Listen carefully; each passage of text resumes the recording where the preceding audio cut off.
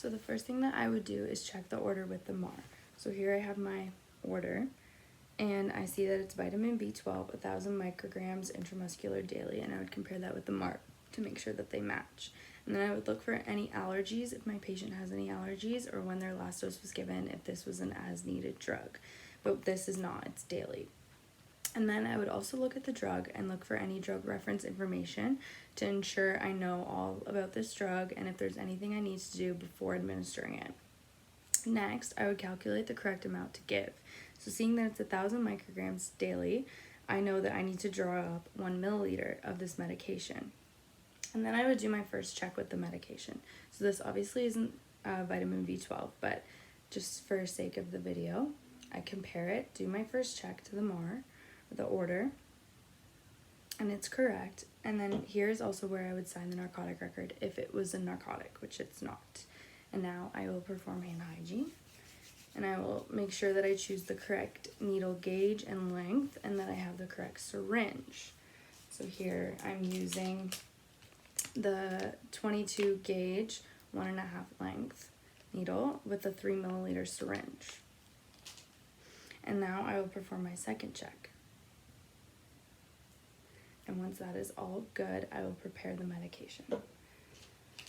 I will open up my needle using my thumbs away from me, making sure not to touch any of the sterile parts. So here I can grab it from here, and I will twist it on. Pull it out, and I will safely take it off. And then I will draw up air into the needle, 1 milliliter, the same amount of medication I'm going to give. And then I will take my medication and I will put the needle in the middle of the top here. And then I will flip it upside down. And I will push in that air that we drew up. This is to ensure no bubbles. And then I will slowly draw in 1 milliliter of the medication, making sure that the plunger is in line with the 1 milliliter mark there. And then using my fingers or a pen, I can hit any air bubbles off the needle here, the syringe, making sure that there's no air bubbles. There we go.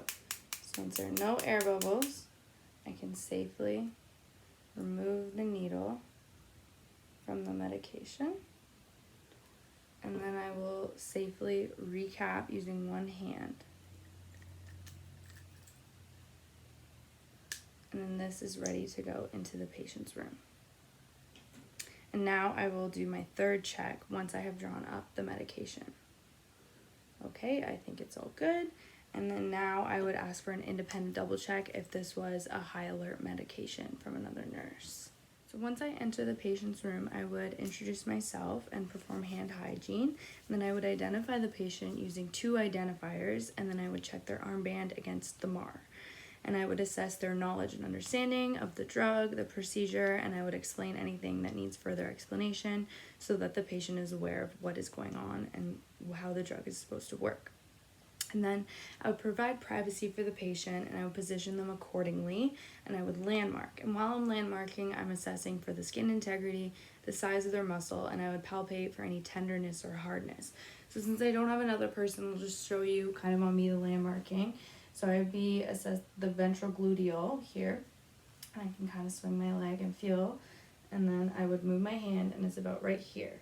Or we have the vastus lateralis, which is on the thigh, and then so it's kind of right in the middle there, or the deltoid on the arm here. And so once I've landmarked and assessed everything that needs to be assessed, I would don clean gloves in preparation for administration of the intramuscular injection. So this is what I'm using for my patient. So first, once I had landmarked, I would clean the area with a swab in a circular motion moving outwards from the injection site about 2 inches, 5 centimeters. And I would allow it to dry. And I can prepare my needle.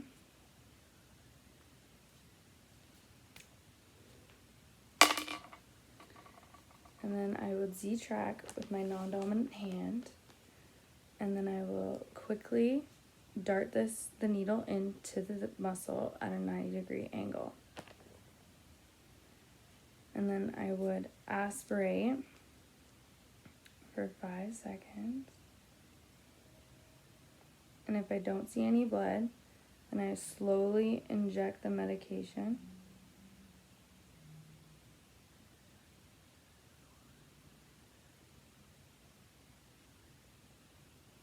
Once all the medication is injected, I will leave the needle in place for about 10 seconds.